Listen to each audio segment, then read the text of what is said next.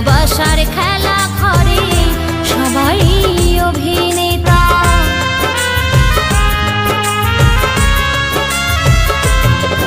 ও যারে বলি মনের কথা সে তো দেয় প্রাণে ব্যথা। ভালোবাসার খেলা ঘরে সবাই